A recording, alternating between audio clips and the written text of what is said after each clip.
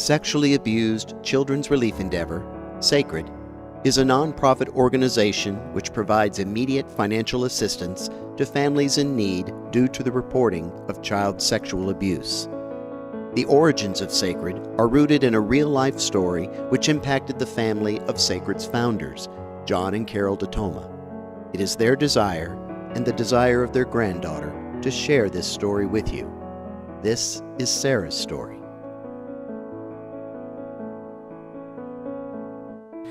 It was such a great start to the day. We were living in New Jersey, and my husband was in Springfield, Missouri, with our daughter Amy, who was giving birth to her first child, our first grandson.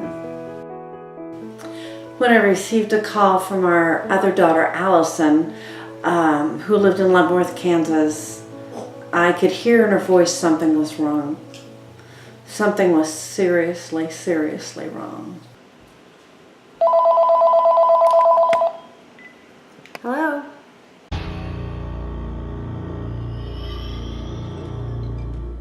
Oh my God. What about the other girls? Has he touched the other girls?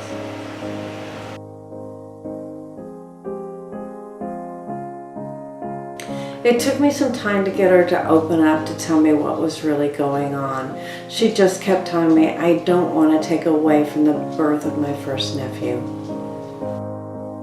Allison finally revealed that when she asked her 6-year-old daughter Sarah why she was so tired when she knew she'd had a good night's sleep, Sarah could not hold it in any longer, and she told her mom that her dad had been touching her private parts and had also been making her do things to him as well.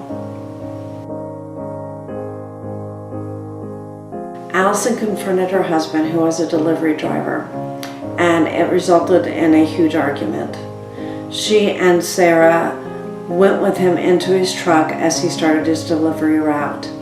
And as arguments continued and he made his deliveries, Sarah described in great detail to her mother the sexual abuse he had inflicted upon her. Eventually they fled from the truck and started running down a dirt road, and an unknown woman saw them running and stopped and asked if they needed help. And then Allison asked her to take her to a friend's house. When she got to her friend's house, they called the police immediately. Allison called me after everything had already occurred. Okay, Allison, I'm gonna get Daddy. After I reassured her and calmed her down as much as I could, I told her I'd call her dad as soon as possible.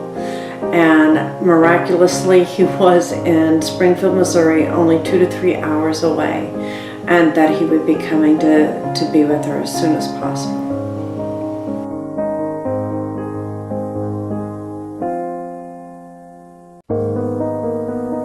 As soon as I hung up the phone, I was just overwhelmed with anger and frustration and fear.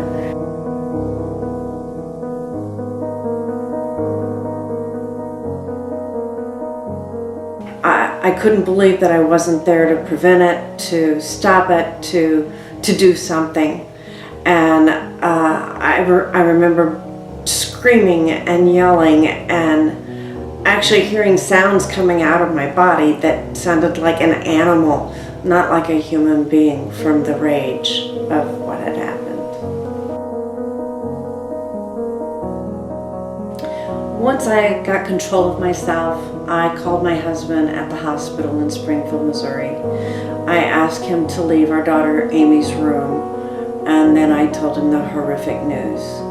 He immediately left Springfield and drove to Leavenworth, Kansas to be with our daughter Allison and her 3 children, ages 6, 4, and 2.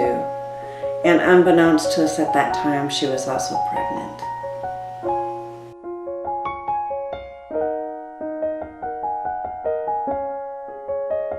As my husband John has stated, thus the physical nightmare for Sarah ended.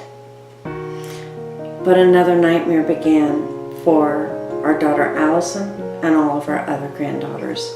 One can never truly imagine or understand the impact and effects of the crime of child sexual abuse until it happens in your own family.